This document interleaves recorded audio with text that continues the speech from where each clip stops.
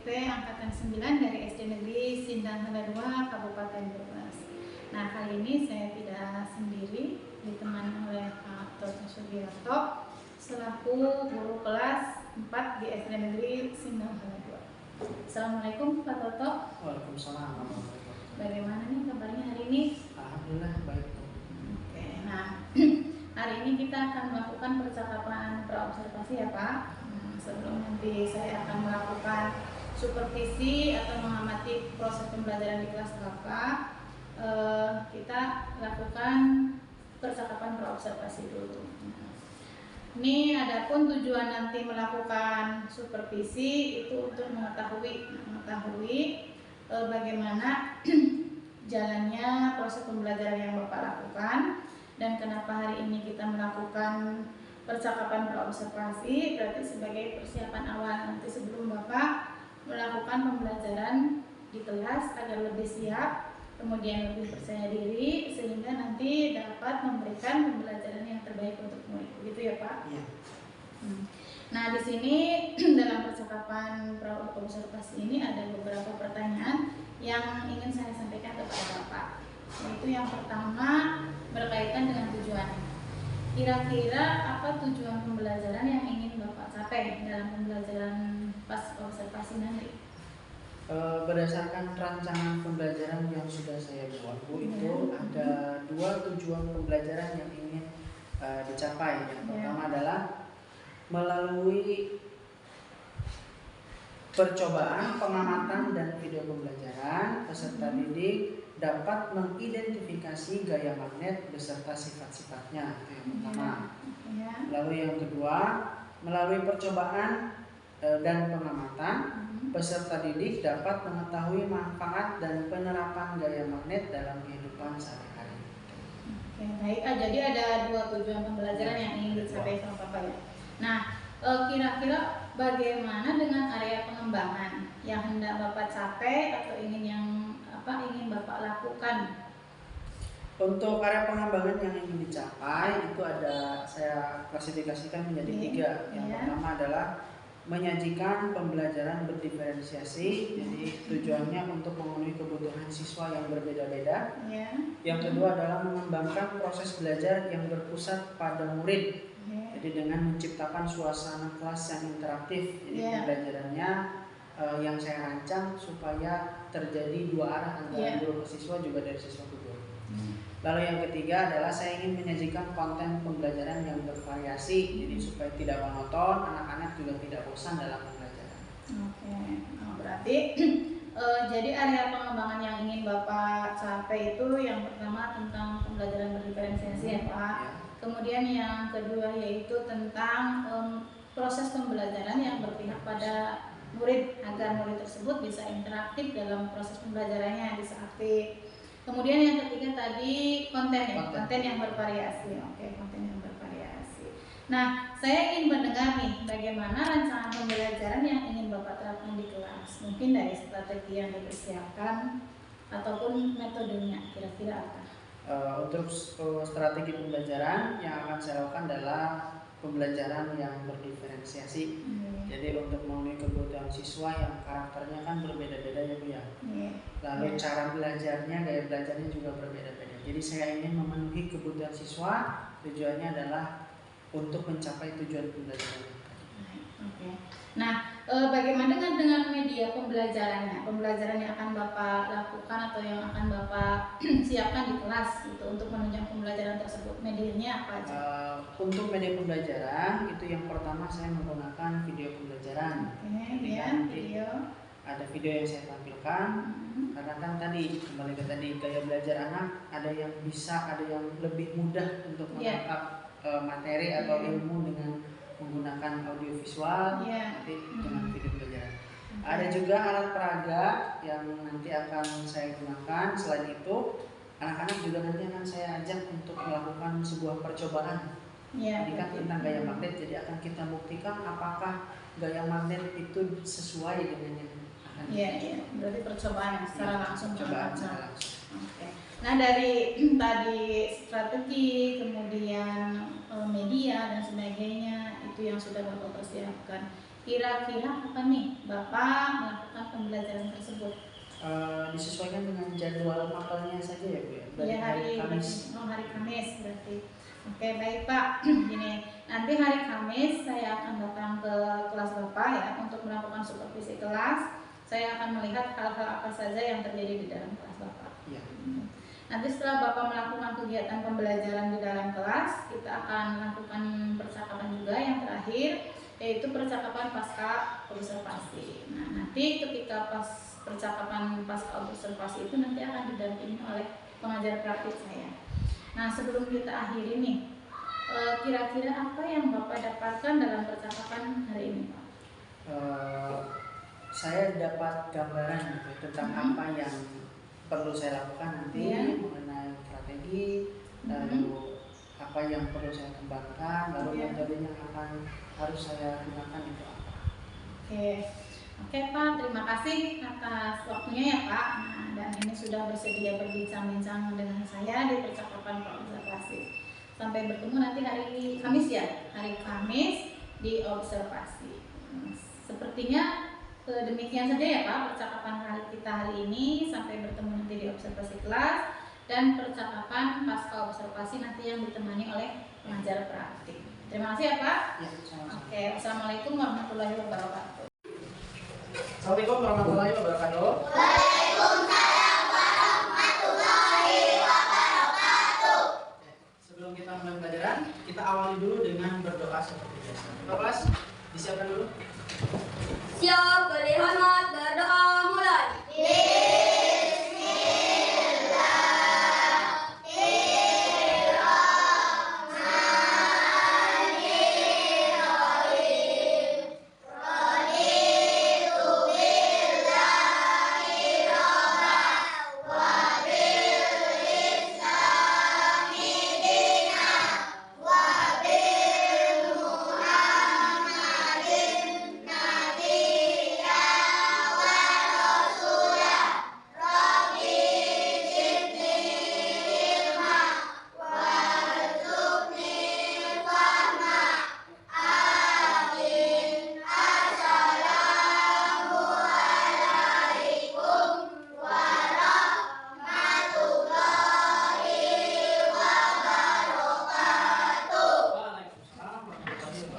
Gimana kabarnya hari ini? Baik? Oke, alhamdulillah.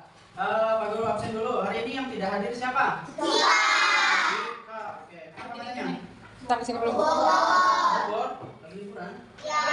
Sampai Minggu. Oke. Sultan sudah berangkat. Sudah sembuh? Oke.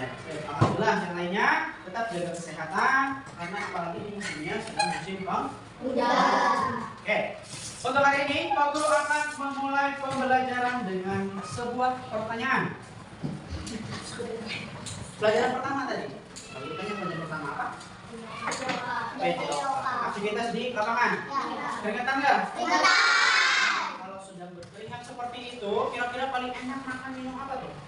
Minum? Minum es. Minum es dari semua? Nggak apa-apa. Pertanyaan berikutnya. Tahu es?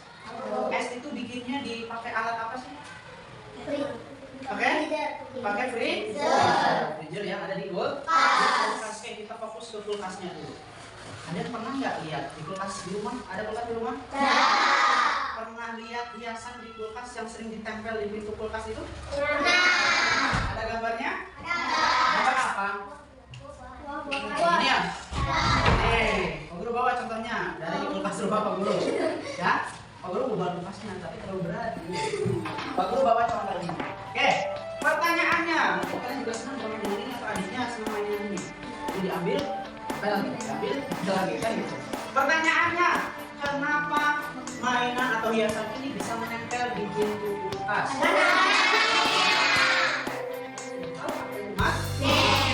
Hari ini kita akan mempelajari ada 3 yang kita pelajari. Yang pertama adalah tentang apa itu magnet. Jadi nanti kita akan melakukan percobaan. Lalu kita akan cari tahu magnet itu apa. Lalu yang kedua mengenai sifat-sifat magnet. Magnet itu sifatnya seperti apa? Nanti kita akan melakukan percobaan juga. Lalu yang ketiga manfaat magnet. Karena secara tidak sadar atau secara tidak sadari magnet itu sebetulnya ada di dalam kehidupan kita sehari-hari.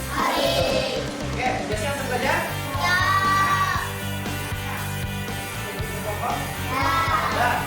Tidak membawa benda-benda yang kemarin Pak Guru tugaskan untuk dibawa. Sudah, silakan satu orang dari kelompoknya maju ke depan untuk mengambil magnet dari Pak Guru.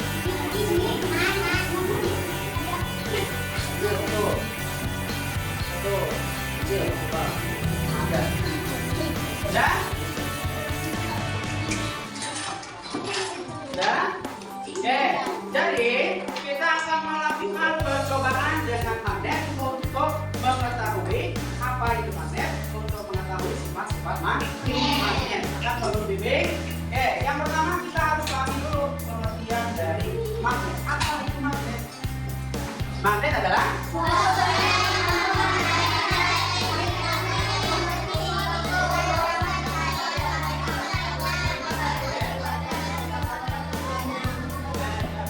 magnet itu adalah suatu benda yang memiliki kemampuan untuk menarik benda lain. Tetapi tidak semua benda bisa ditarik oleh magnet. Ada benda apa saja yang bisa ditarik oleh magnet. Berikutnya, siapkan magnet dan alat lainnya. Coba dekatkan magnet dengan benda yang telah kamu siapkan. Supaya ada berapa benda? Benda? Belum benda? Oke, coba dekatkan masing-masing bendanya. Coba satu-satu, masuk bendanya. Bisa? Coba dekatkan ke pensil. Coba dekatkan ke pulpen. Coba dekatkan ke penggaris. Oke, yuk. Yang lain. Coba, yang dekatnya.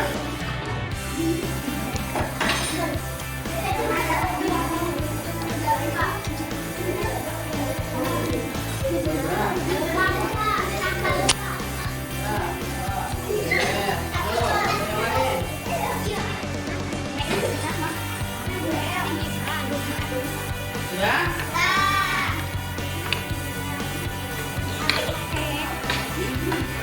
Coba semua benda nyatakan. Botol minumnya coba ditempelkan. Sudah?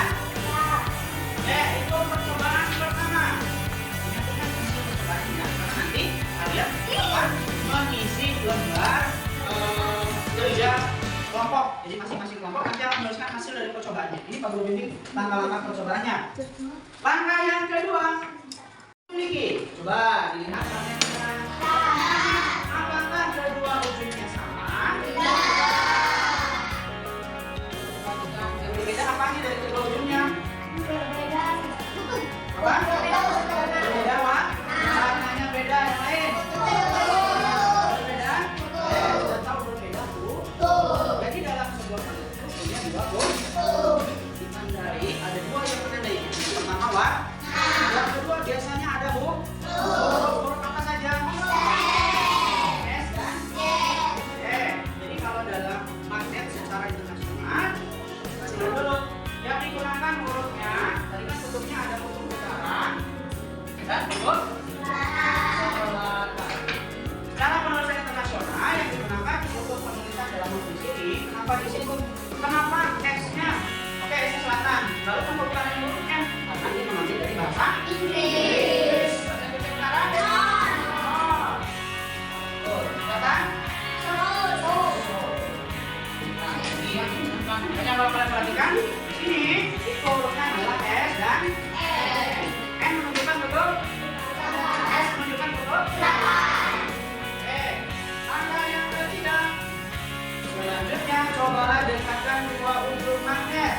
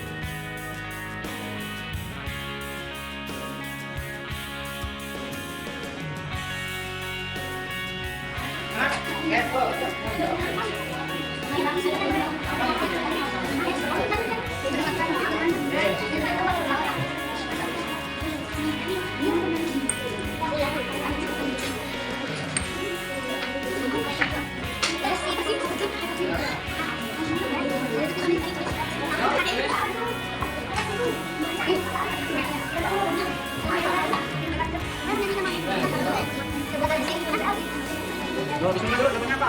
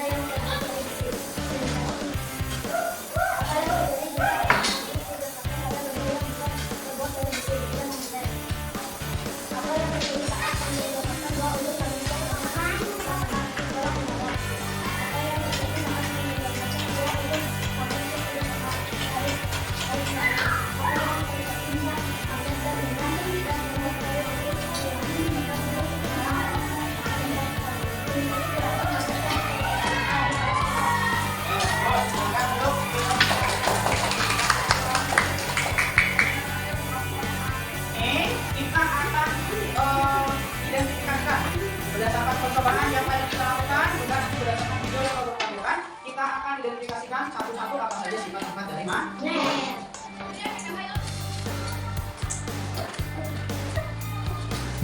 Pengertian magnet dan sifatnya. Siapa yang suka mengikuti kulkas ingin gambar atau lucu? Biasa mengikuti kulkas biasanya menggunakan magnet sehingga bisa menempel pada permukaan kulkas.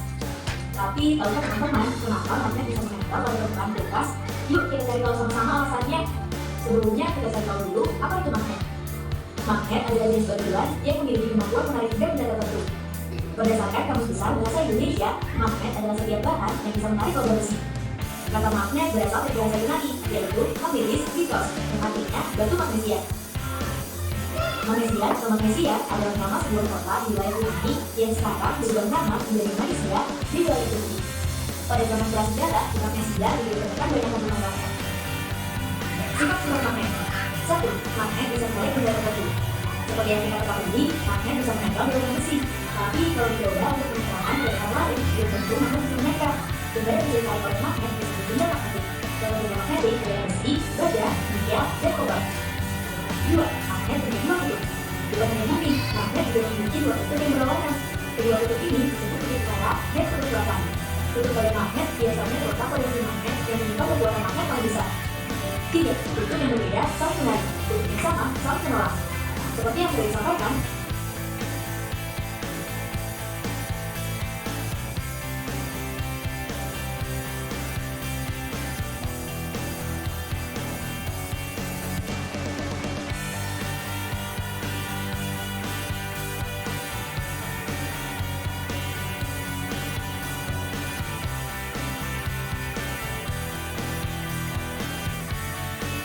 Dan 4. Yang pertama, magnet apa? Menarik logam tertentu. Contohnya dari benda yang sudah kalian bawa, benda apa saja yang bisa ditarik magnet coba? Tembok.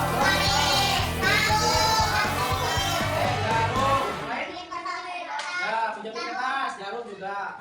Untuk benda-benda yang dapat ditarik magnet itu disebutnya benda magnetik. Kalau yang tidak dapat ditarik, contohnya apa? Kayu, botol minuman, plastik, terus penghapus, ada lagi? Kertas, pensil, pulpen itu tidak dapat ditarik oleh magnet. Itu sifat yang pertama. Sifat yang kedua. Sudah tidak bisa? Paham? Sifat-sifat dari magnet sudah paham? Oke. Karena kita sudah tahu sifat-sifat dari magnet itu apa, berikutnya akan Pak Guru tanyakan, manfaat magnet dalam kehidupan sehari-hari itu untuk apa saja? Kunci mana kunci? Yang lain mana? Kasih tahu.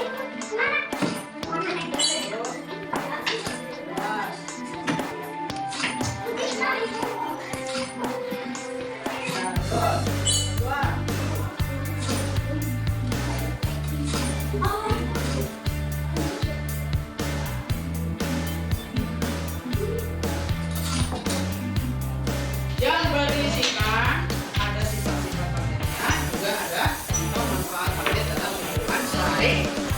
Ingat bahasa Indonesia kemarin, poster itu terdiri dari dua unsur. Ada unsur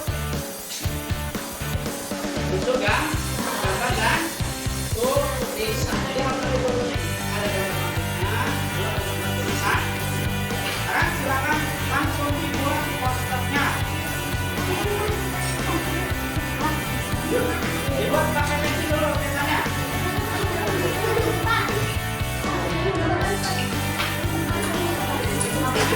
Bebas.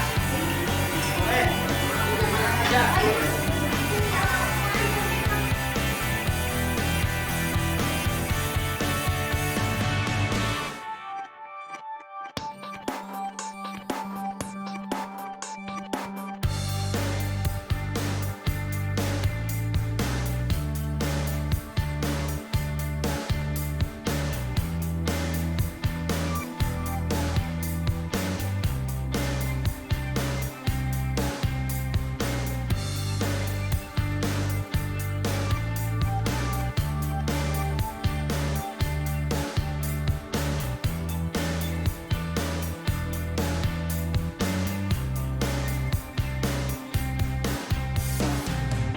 Sudah selesai tugasnya?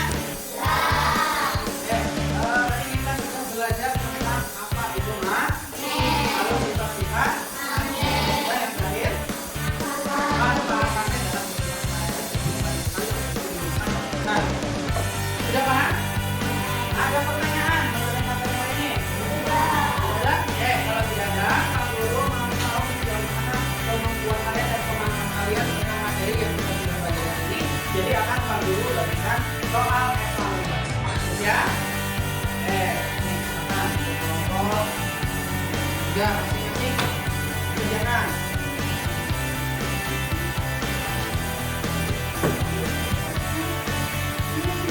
Diri sendiri.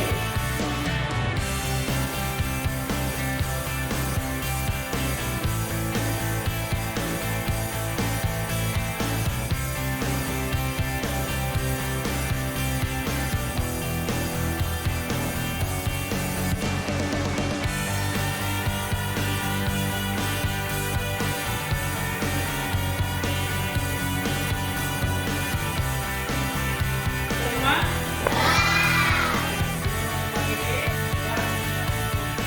Apa saja yang sudah kita pelajari hari ini? Yang pertama apa? Pemberian. Dan yang dapat menarik sudah golongan tentang sifat-sifat magnet. Tadi dari percobaan kita menemukan berapa sifatnya? 4. Yang pertama, magnet dapat menarik logam yang kedua, ya memiliki 2 kutub yaitu kutub utara dan kutub selatan. Yang ketiga, magnet jika didekatkan dengan kutub yang sama maka akan, sedangkan jika kutub yang didekatkan tidak sama atau tidak senama maka akan. Akhiri pembelajaran hari ini, marilah kita berdoa terlebih dahulu. Berdoa, silakan dipimpin untuk berdoa. Siap, dari Ahmad, berdoa mulai.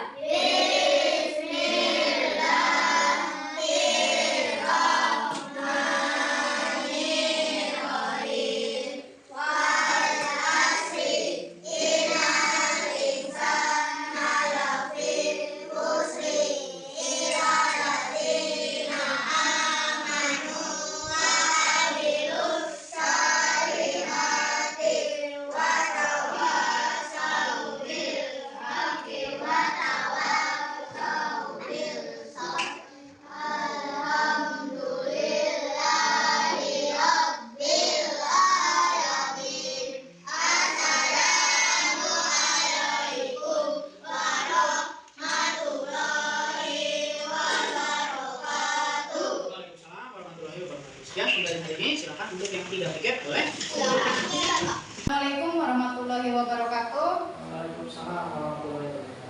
Berjumpa kembali dengan saya Guriati, saya CGP angkatan 9 dari SD Negeri Sindang Sana 2, Kabupaten Brebes. Nah, pada percakapan kali ini saya ditemani oleh Pak Toto Silviarto ya sebagai rekan sejawat saya, kemudian oleh Pak Kaisar Al-Kementian selaku pengajar praktik.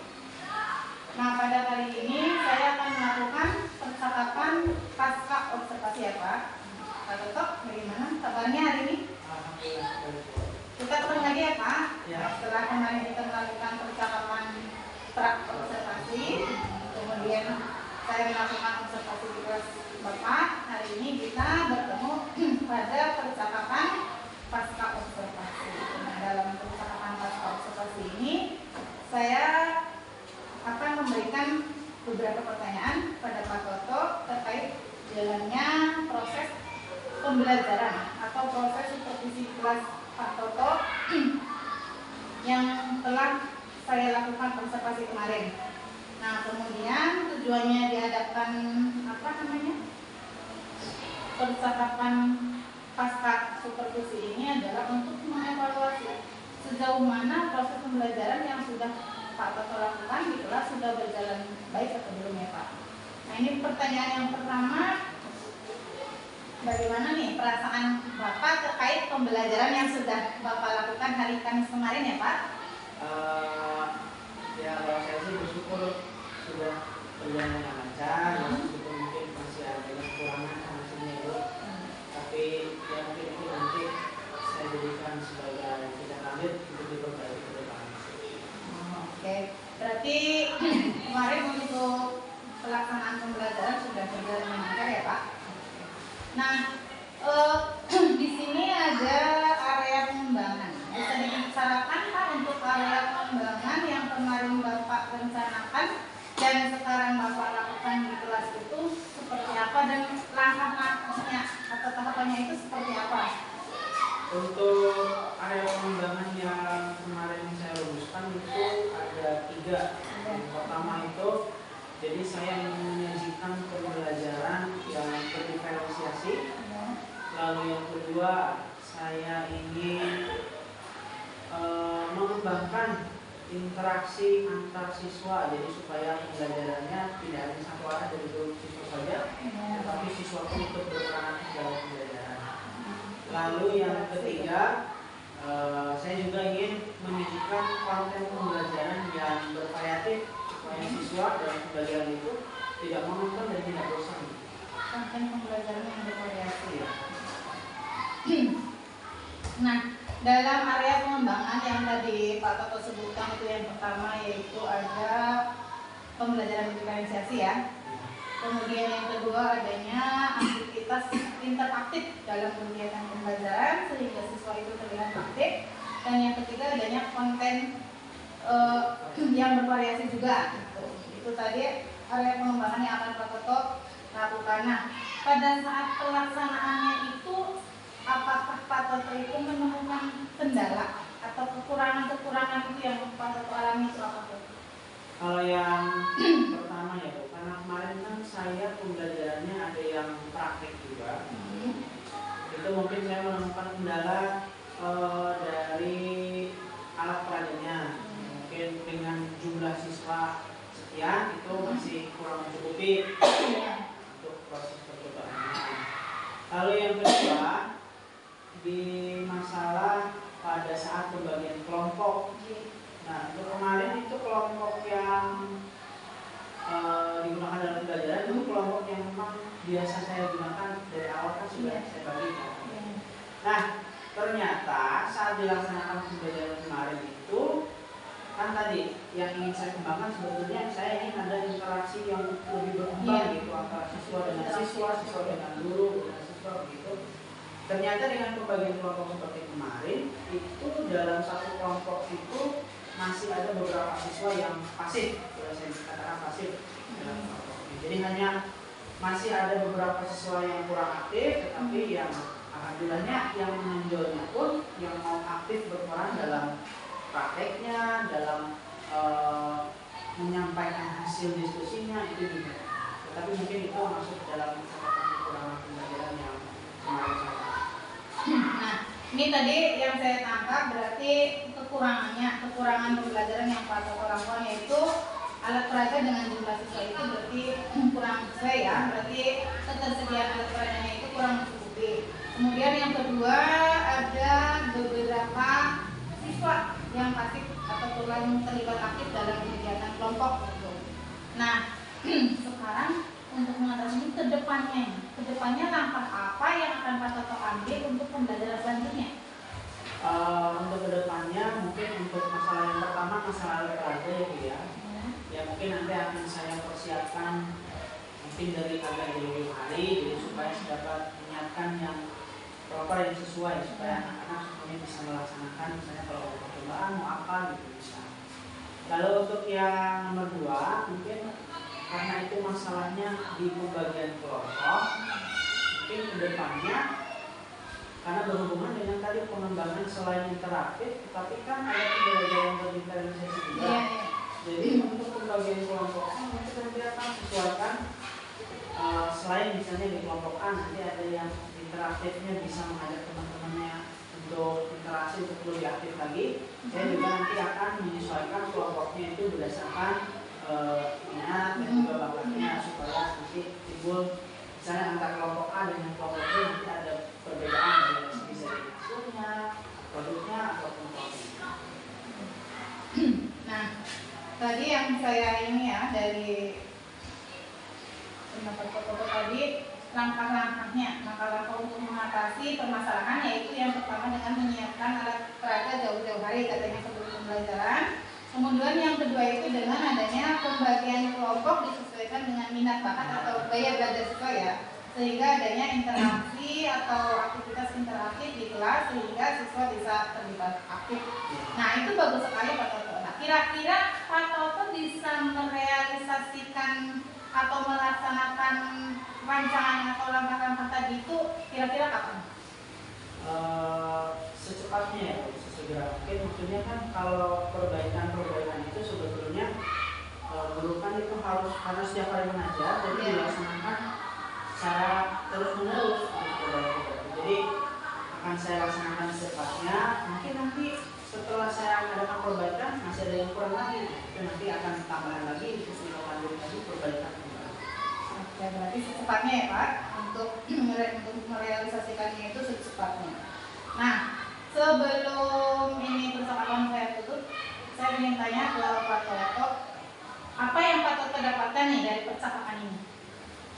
Ya dari percakapan ini mungkin saya lebih bisa mengevaluasi diri saya mengenai pembelajaran yang sudah saya lakukan kekurangannya di mana, nah lalu memperbaikinya dengan cara apa?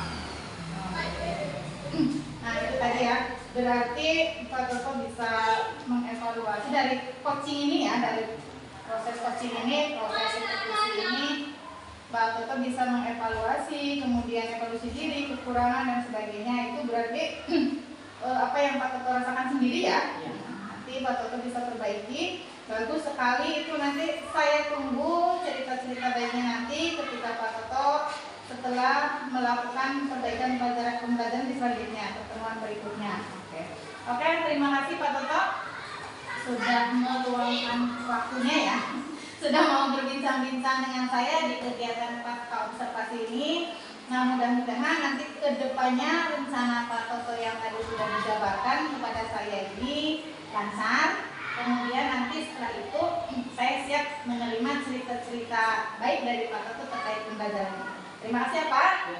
Oke, demikian percakapan pasca observasi yang saya lakukan bersama teman sejawat saya Pak Toto Sugiarto, guru kelas 4 SD Negeri Sindang Kedua 2. Terima kasih. Wassalamualaikum warahmatullahi wabarakatuh.